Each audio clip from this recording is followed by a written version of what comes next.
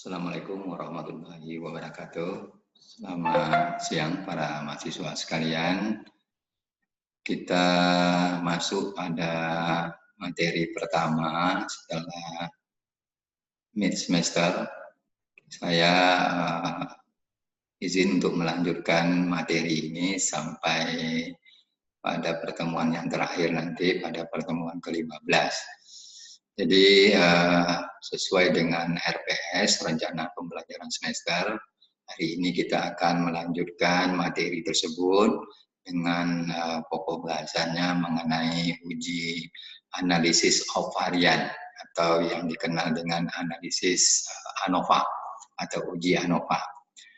Nah, dalam bahasa lain juga, uji statistik ini nanti diperuntukkan untuk uji yang membandingkan lebih dari 2 nilai rata-rata. Ini merupakan pengembangan dari uji-uji sebelumnya yang kita kenal dengan uji beda 2 min.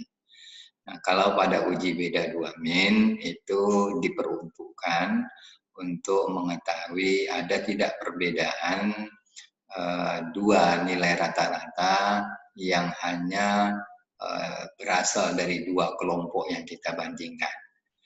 Nah, tetapi untuk uji-uji statistik yang nantinya digunakan untuk membandingkan lebih dari 2 kelompok, maka akan lebih tepat kita menggunakan uji analisis of varian. Baik para mahasiswa sekalian, kita lihat sedikit tadi. Jadi uji ANOVA atau analisis of varian ini memang diperuntukkan untuk menguji membandingkan rata-rata yang terdiri dari lebih dari 2 kelompok. Bisa 3 kelompok kita bandingkan, bisa 4 atau 5. Yang penting dia lebih dari 2 kelompok. Nah, untuk hanya membandingkan 2 kelompok, itu nantinya kita hanya menggunakan uji T atau disebut dengan uji beda 2 min. Jadi uji T itu kan sudah Anda pelajari pada pertemuan sebelumnya untuk memahami bagaimana caranya kita melakukan uji hipotesis untuk mengetahui ada tidaknya perbedaan dari 2 kelompok yang kita bandingkan. Nah, di dalam uji ANOVA itu kita mengenal ada 2 model pengujiannya. Pertama ada yang disebut dengan uji ANOVA satu arah atau one way ANOVA. Nah, uji one way ANOVA ini sering digunakan. Kemudian uji ini merupakan uji ANOVA yang lebih simpel karena kita hanya berpusat perhatian kita hanya pada satu persoalan atau satu variabel yang akan kita bandingkan dari lebih dari 2 kelompok. Nah, yang kedua ada yang kita sebut dengan ANOVA 2 arah atau 2 sisi. Nah, karena dia 2 arah, artinya kita nanti pusat perhatiannya tentu lebih dari satu variabel atau satu pokok persoalan. Saya ambil contoh, kita ingin membandingkan kepuasan atau tingkat kepuasan masyarakat yang berkunjung ke rumah sakit. Kita bandingkan nantinya tingkat kepuasannya dari 3 rumah sakit yang ada di Sumatera Barat. Katakanlah rumah sakit Siti Rahmah yang mewakili dari rumah sakit Islam. Yang kedua nanti kita ambil rumah sakit yang mewakili rumah sakit pemerintah. Katakanlah nanti kita ambil rumah sakit M. Jamil. Dan satunya lagi rumah sakit yang yang swasta juga tetapi dia tidak Islami, atau rumah sakit umum. Nah, ada 3 rumah sakit. Nah, dari sini nanti kita bandingkan tingkat kepuasan dari nilai rata-ratanya. Nah, kalau memang perhatian kita hanya satu saja variabel, yaitu tingkat kepuasan masyarakat terhadap pelayanan rumah sakit, yang kita bandingkan itu 3 rumah sakit, maka kita menggunakan ujinya nanti uji ANOVA satu arah atau one way ANOVA. Tapi nanti kalau kita ingin membandingkan tidak hanya tingkat kepuasan, tapi juga nanti kita melihat persepsinya. Jadi kita bandingkan tidak hanya variabel kepuasan, tetapi persepsi masyarakat terhadap layanan, maka kita nantinya menggunakan two-way ANOVA ataupun uji ANOVA dua arah. Karena kita akan menggunakan atau membandingkan nilai rata-rata berdasarkan dua variabel yang nantinya menjadi pengujian kita. Kemudian kita masuk dalam contoh kasus. Jadi penelitian-penelitian yang nantinya bisa dibantu analisisnya menggunakan uji statistik, yaitu penelitian-penelitian yang nantinya ketika kita ingin membandingkan nilai rata-rata yang lebih dari dua kelompok. Saya ambil contoh yang sederhana di sini. Ketika kita ingin mengetahui perbedaan rata-rata berat badan bayi yang mewakili 3 daerah. Jadi ada berat badan bayi yang kita ambil nantinya dari Kota Padang, kemudian nantinya kita ambil sampel bayi yang berasal dari Bukit Tinggi, dan juga yang satunya lagi berasal dari Kota Pasaman. Jadi ada 3 kelompok daerah yang mewakili di dalam perbandingan ini. Nah, karena kita hanya fokus pada satu persoalan, yaitu berat badan bayi, maka tentu nantinya kita akan menggunakan uji statistik one way ANOVA. Ada 3 kelompok, artinya kita tepat menggunakan uji ANOVA. Tetapi kalau kita hanya membandingkan rata-rata berat badan bayi yang berasal dari Kota Padang dan Bukit Tinggi, pasti hanya 2 kelompok saja, itu menggunakan independent sample t-test ataupun uji T. Atau kedua, kita ingin mengetahui apakah ada perbedaan rata-rata pengetahuan masyarakat atau pengetahuan ibu balita yang tinggal di Kota Padang atau di kota, yang tinggal di pinggir kota atau di atau yang ada di desa. Nah, ini bisa juga kita bandingkan rata-rata pengetahuannya. Jadi kita ambil nanti beberapa sampel yang mewakili ibu balita yang tinggal di pinggir kota, kemudian ada yang tinggal di kota, dan ada yang tinggal di desa. Nah, inilah yang nantinya kita bandingkan, kita ukur pengetahuannya, kemudian kita bandingkan. Nah, untuk membandingkannya ini, tentu nanti kita dibantu dengan alat statistik atau uji statistik yang tepat, yaitu menggunakan uji ANOVA satu arah atau one way ANOVA. Jadi itulah prinsip dasar di dalam pemahaman kita terhadap apa manfaat dari uji ANOVA dan kegunaannya di dalam membantu kita nantinya ketika kita mau melakukan proses penarikan kesimpulan dalam sebuah fenomena yang kita pelajari. Nah, kita lihat sedikit prinsip dasar uji ANOVA. Prinsip dasar pertama, uji ANOVA ini melakukan kajian sebenarnya terhadap keragaman saja ataupun variabilitas dari data-data menjadi 2 sumber keragaman atau menjadi 2 sumber variasi. Jadi ada 2 sumber variasi. Nah, 2 sumber variasi inilah yang nantinya kita bandingkan sehingga kita bisa menarik kesimpulan apakah memang ada perbedaan secara signifikan antara kelompok-kelompok yang kita bandingkan.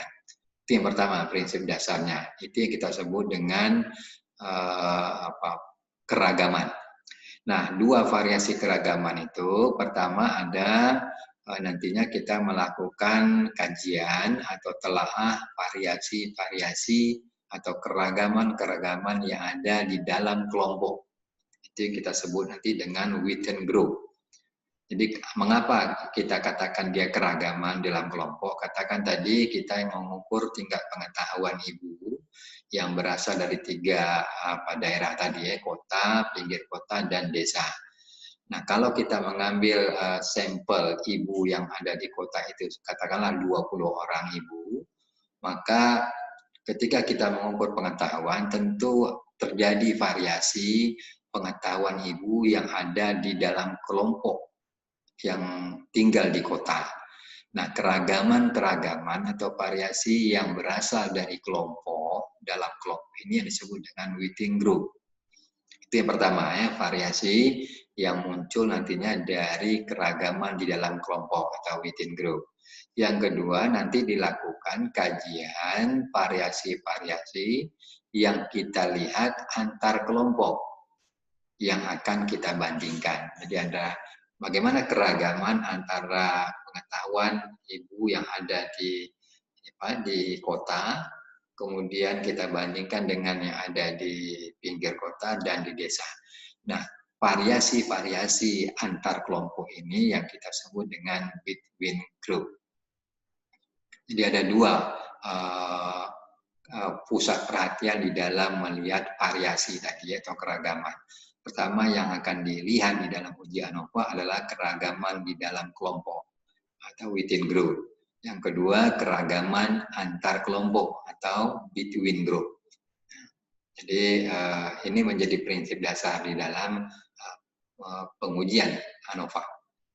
Nanti ketika kita peroleh, ketika kita bandingkan antara within group dengan between group, nilai perbandingannya itu menunjukkan angka 1, maka kita simpulkan tidak ada perbedaan rata-rata.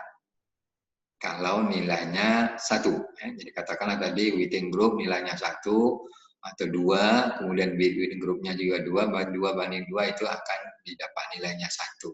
Maka dari nilai itu dapat kita simpulkan tidak ada perbedaan rata-rata pengetahuan ataupun rata-rata berat badan bayi dari kelompok yang kita bandingkan dari 3 daerah yang mewakili masing-masingnya.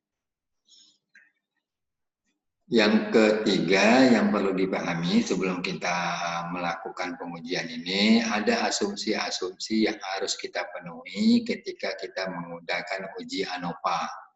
Nah, uji ANOVA ini merupakan uji statistik yang masuk kelompok uji parametrik. Mungkin pada pertemuan yang lalu Anda sudah bisa memahami apa perbedaan mendasar dari uji statistik parametrik dan non-parametrik. Nah, yang parametrik ini baru bisa kita gunakan kalau kita sudah memenuhi asumsi-asumsi atau prasyarat di dalam penggunaan uji ini atau uji ANOVA. Nah, apa persyaratannya yang harus kita penuhi sehingga uji ini tepat kita gunakan nantinya di dalam melihat rata-rata perbedaan dari lebih dari dua kelompok yang kita bandingkan. Pertama adalah data yang kita dapatkan itu harus berdistribusi normal atau minimal mendekati kenormalnya. Normalitas data harus menjadi dasar utama ketika kita menggunakan uji ANOVA. Kalau nanti kita dapatkan datanya tidak normal ataupun distribusinya tidak menunjukkan distribusi setangkup atau bentuk kurvanya kurva setangkup, maka kita tidak bisa menggunakan uji ANOVA, tapi harus memilih uji-uji yang masuk kelompok non-parametrik. Yang kedua, asumsi yang harus kita penuhi yaitu varian populasi dari tiap-tiap kelompok itu diasumsikan homogen atau seragam. Jadi keragaman populasi pada tiap-tiap kelompok yang akan kita bandingkan itu harus memenuhi asumsi homogenitasnya atau dia seragam. Yang ketiga, data yang kita hubungkan nanti itu berupa data numerik dengan 2 kategori atau dengan data kategorinya lebih dari 2 kelompok. Nah, dari kelompok desa, kota, dan pinggiran kota. Itu artinya ada 3 variabel independennya yang nantinya menjadi dasar di dalam pemilihan uji ANOVA. Kemudian data yang akan kita bandingkan itu haruslah berbentuk data numerik atau data rasio. Yang keempat, sampel pada masing-masing kelompok yang akan kita bandingkan itu haruslah bersifat independen. Jadi ada 4 asumsi atau prasyarat yang harus kita penuhi dahulu sebelum kita melakukan pengujian uji perbedaan lebih dari 2 kelompok yang menggunakan uji analisis of varian. Jadi 4 ini harus terpenuhi, minimal asumsinya harus kita lakukan. Jadi bagaimana caranya? Tentu kita harus lakukan pengujian-pengujian awal. Yang pertama kita harus uji dulu apakah data yang kita peroleh itu berdistribusi normal atau tidak. Yang kedua, varian populasi pada tiap-tiap kelompok itu homogen atau tidak. Maka kita gunakan nanti uji homogenitas. Yang ketiga, data yang kita hubungkan itu apakah pasti dia data berbentuk data numerik. Dan yang satu lagi, variabel independennya berbentuk data kategorik lebih dari 2 kelompok. Yang keempat, sampel pada masing-masing kelompok haruslah bersifat independen. Artinya kelompok di kota itu tidak akan mempengaruhi pengetahuan kelompok di pinggir kota ataupun di desa. Itu yang kita sebut dengan sampel atau responden pada masing-masing kelompok itu tidak bersifat dependen ataupun dia harus bebas satu dengan lainnya. Terasa untuk pertama demikian.